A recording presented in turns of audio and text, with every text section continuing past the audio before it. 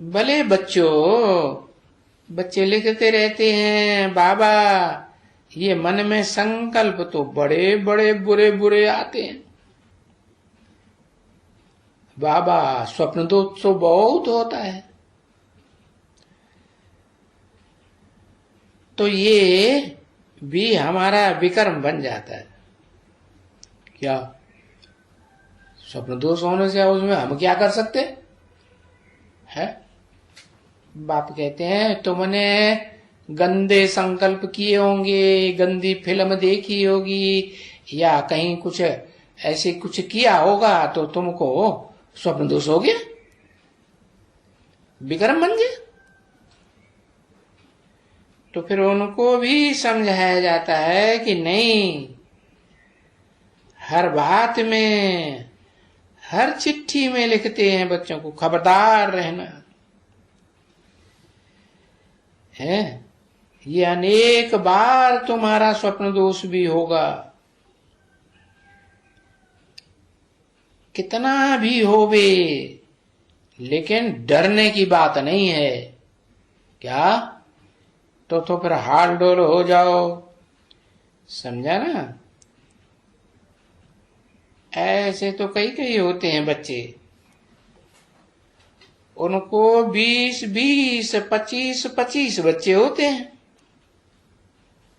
अरे कोई कोई को तो बड़े बड़े लश्कर होते हैं उनको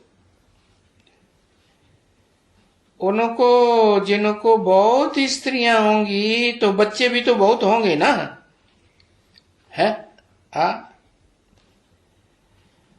तो ये अभी तो बाप बैठ करके समझाते हैं कि बच्चे, ये जो मनसा तक संकल्प आते हैं, गंदे गंदे संकल्प आते हैं, तो उनकी तो कोई तकलीफ नहीं है बच्चे। ये है सभी नग्न होने के ऊपर। देखो, पतित को पावन बनाओ, तो फिर द्रौपदी भी पुकारती है कि हमको क्या करो, नग्न होने से बचाओ। तो सारा है ही बात पतित पने के ऊपर। तो बाप कहते हैं मनसा में तूफान तो बहुत आएंगे, और बहुत ढेर के ढेर आएंगे, और अनेक प्रकार के आएंगे। ये मनसा में ही स्वप्न आते हैं, और जास्ती तो स्वप्न में ही स्वप्न दोष होते हैं। तो ये तो सब चलते रहेंगे जब तलक तुम ये बाप को याद कर सकते हो, तो करते रहो। करते करते ये सतयुग और त्रेता में कोई स्वप्न दोष फिर होगा ही नहीं, वहां कोई बुरा संकल्प आवेगा ही नहीं, ये कायदा ही नहीं है। तो जब भी वो स्वस्था में पहुंचे है, गोल्डन एज से सिल्वर एज में आवे है, तो फिर ये जो कर्मेंद्रियों की चंचलता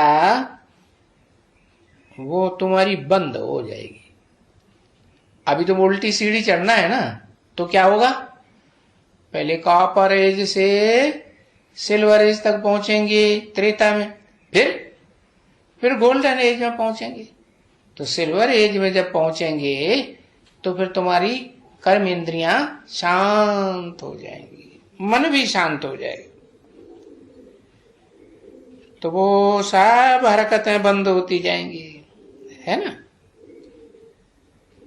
तो वो अपनी अपनी जांच भी करनी होती है ना, कि हम कौन सी एज तक पहुंचे हैं? कलयुग में है, कॉपर में है, द्वापर में है, या स्वर्ग की सीढ़ी चढ़ना शुरू किया? स्वप्न दोष बंद हो गया। देख